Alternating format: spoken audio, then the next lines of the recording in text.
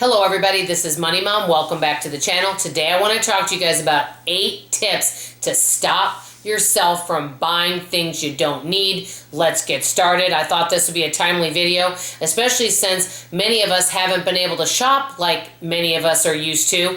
And I know that I've learned a lot during this time, so I wanted to talk to you about these tips. The first one to stop yourself from buying things you don't need is when you're out and about shopping, number one, ask yourself, why do you want to buy that item?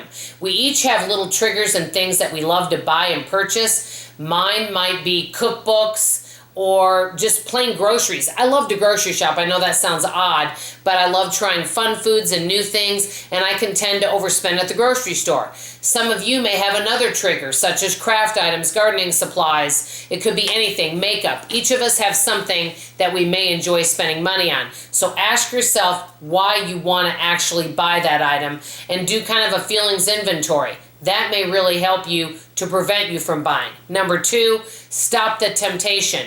And you guys know I'm still losing weight. It's coming off slower, but usually at this time of year, or even before now in May, I buy some summer clothes every single year. I haven't done that this year. Number one, I'm making do with what I have, which I feel I can do more of instead of buying new things, see what I have at home. And number two, I want to lose more weight. So when I get clothes catalogs or emails, I tend to discard them right now. So I'm removing temptation. Number three, and I'm doing this with zone organizing, take an inventory of what you already have at home. Because we have broken up our home into 45 zones, every time I go through a zone, because we've been through the zones more than once, I'm discovering something new every time. So see what you have at home. So for example, if you want some new craft supplies, I'm just using that. Do you have craft supplies at home? Does a friend have some craft supplies? Is it something that you really need? Or you could do with that, you could do a no spend and give yourself a no spend challenge just for a short period of time. Number four, ask yourself where you're going to put that item. Let me give you an example.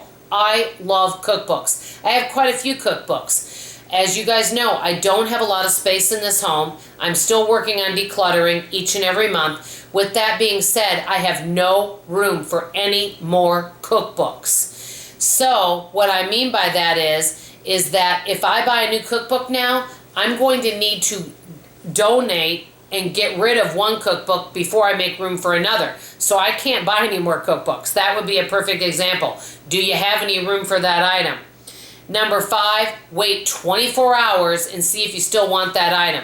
Many times when folks are shopping, and I know I've had this happen, and it could be on any item, whether it's clothing, makeup, food item, doesn't matter what the item is, you kind of are going back and forth. Well, is it a good deal? Well, should I buy it? Well, so-and-so, are they going to use it? And you kind of go hem and haw. To me, if I'm hemming and hawing back and forth, that means I don't need to buy it. But if you're still not sure, give it 24 hours and see how you feel. Most of the time, if I wait, in 24 hours, I no longer want that item.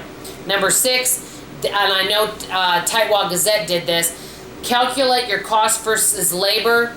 How much is it going to cost you to buy that item? When you figure out how much it's going to cost you to buy the item, that may also prevent us from buying things that we don't need. Number seven, I did this for the month of June. Track your spending each and every day. See where your money is going. See what your spending triggers are, because that will maybe get you to not go spending when you're hungry or you're tired or you're sad.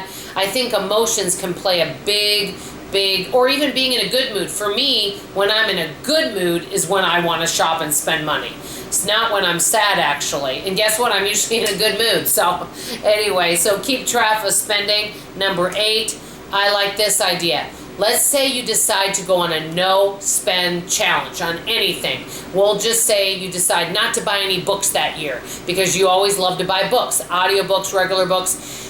Go on a no spend challenge and say for 6 months I'm not going to spend any money on books. Let's say you usually spend $15 a month on books. Take that $15 a month and invest it or save it for something special. So there's another idea.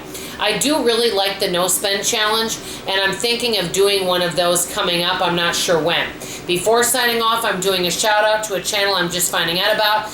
It's called Building Wealth. He does a lot on investing. He did an excellent video on how to do a budget His information is very valuable. I'm just getting to know him.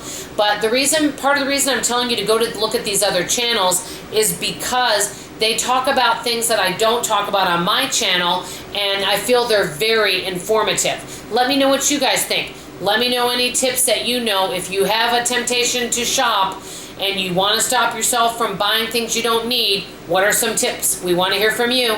Love you. See you on the next video. Bye.